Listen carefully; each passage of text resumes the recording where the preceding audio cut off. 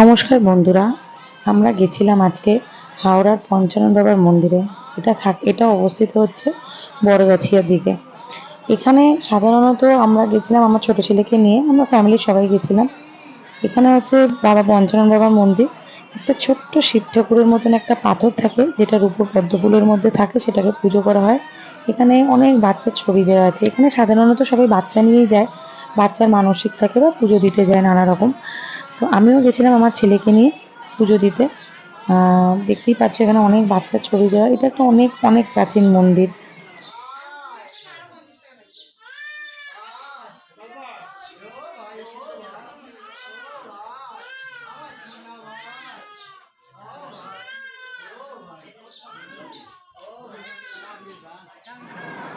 এখানে ছোট ছোট বাচ্চাদের সবাই ছবি দিয়ে পুজো দিতে আসে, ছবি দিয়ে রেখে যায় ঠাকুরের কাছে।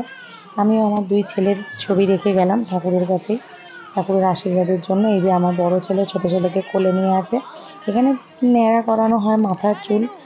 আমিও আমার ছেলেকে নিয়ে গেছিলাম মাথার চুলটাকেই ন্যাড়া করানোর জন্য 6 মাস বয়সে। আমার এমনি কোনো মানসিক ছিল না, কিন্তু আমার খুব ইচ্ছা ছিল যে এই ঠাকুরের কাছে গিয়ে আমার ছেলেটাকে গিয়ে ন্যাড়া করাবো। তো সেই হিসাবে আমরা গেছিলাম সবাই মিলে। আমার বাবা, মা, আমার শাশুড়ি, মামা, মামী সবাই গেছিলো। আর এই মামার মেয়ে কোলে আছে এখন পুচকু। এরপরেই একটা বাচ্চাকে চুল কাটানো হচ্ছে, তোমরা শুনলে সবাই খুব কান্নাকাটি করছে বাচ্চাটা। এবার ওকে নেওয়া হবে চুল কাটাতে, জানি না কি করবে।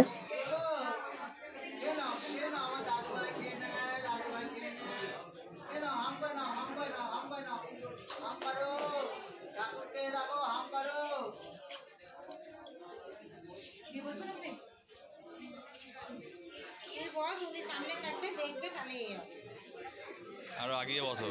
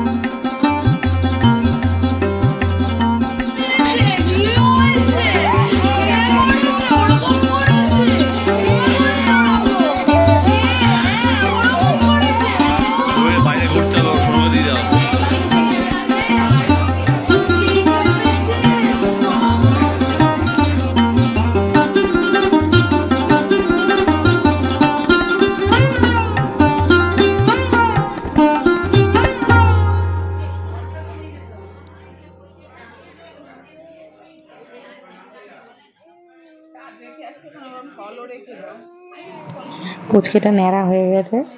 তোমরা সবাই বললো ওকে কেমন লাগছে।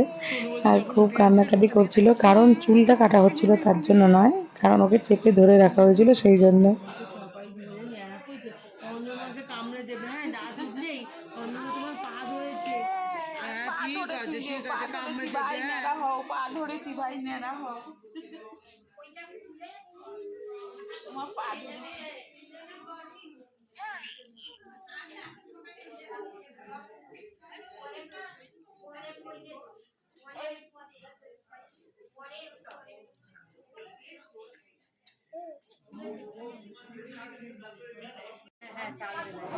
আমরা পুজো দেওয়ার জন্য সবাই লাইনে দাঁড়িয়েছি। এখানে একটু ভিড় হয়, তো মোটামুটি লাইন দিয়ে মোটামুটি তাড়াতাড়ি তাড়াতাড়ি পুজো দেওয়া হয়। তোমরা সবাই এই মন্দিরে একবার ঘুরে আসতে পারো, ভীষণই ভালো।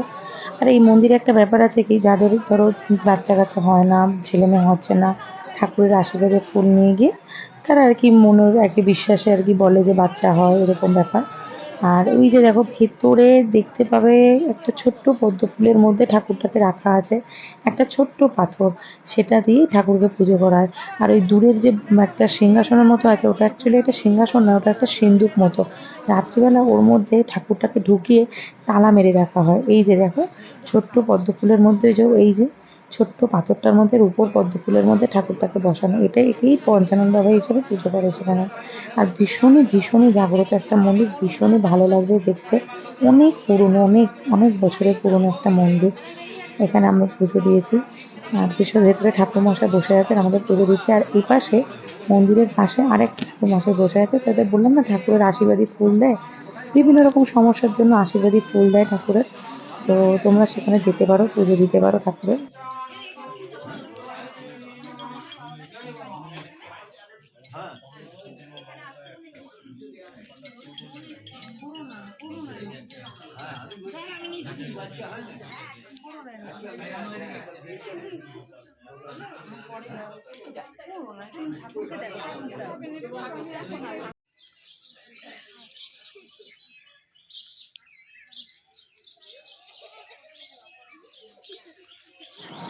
এটা মন্দিরেরই পুকুর ছিল, আর এই পাশেই ঘর আছে, জামা কাপড় ছাড়া সবাই স্নান টান করে জামা কাপড় ছাড়তে পারে।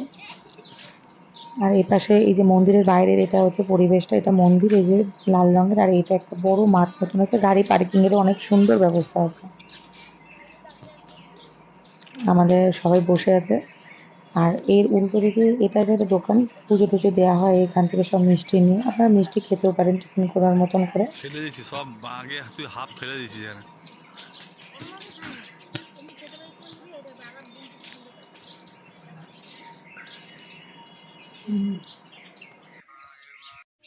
এই 100 খাবো তো আমরা, আবার চল।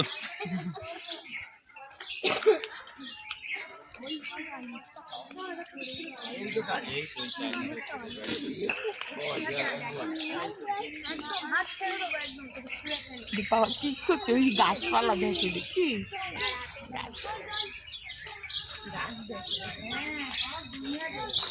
এ যাবি না, যাবি না। 100 মাখা সন্দেশ। না না, সিঙ্গারা খাবো না। আমি খাবো, আমরা যে 100 মাখা সন্দেশ। কিন্তু বাড়ি থেকে না না, দাও দাও, তাহলে আজকেও খাওয়াবে। কি খাবে, খাও খাও। আজকে তাহলে 12 কেজি আনন্দে খাওয়ানো হবে। আরে মাকে আবার সিঙ্গারা খাওয়াচ্ছে, এমনি উল্টে দিচ্ছে। মাখা সন্দেশ তাহলে যে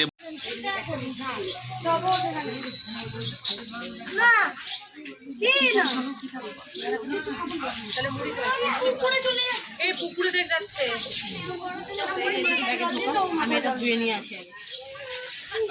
সিঙ্গারা ধরো, তোমার সিঙ্গারা ধরো, আমাকে 100 সন্দেশ দিতে পারো, 100 মাখা সন্দেশ দিন তো।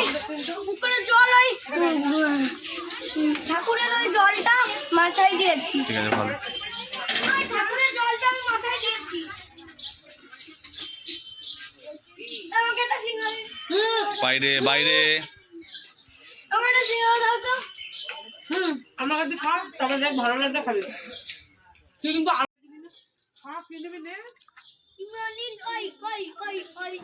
এখানে গিয়ে মাখা সন্দেশটা অবশ্যই ট্রাই করবে, খুব খুব সুন্দর খেতে এই মাখা সন্দেশটা।